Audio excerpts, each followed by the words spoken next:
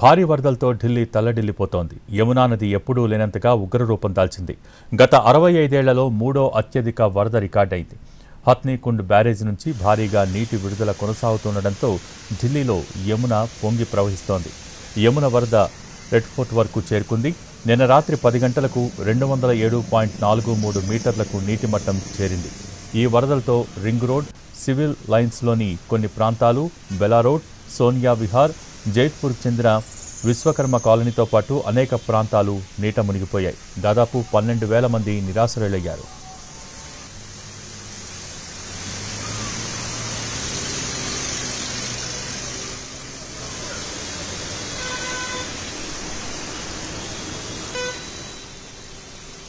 ఈ రోజు నుంచి ఉత్తరాఖండ్లో వర్షాల తీవ్రత తగ్గే అవకాశం ఉందని వాతావరణ శాఖ తెలిపింది. దీంతో యమునా ప్రవాహం తగ్గుతుందని భావిస్తున్నారు. కానీ ఉత్తరాదిలో మరికొన్ని రోజులు వర్షాలు కురిసే అవకాశం ఉంది.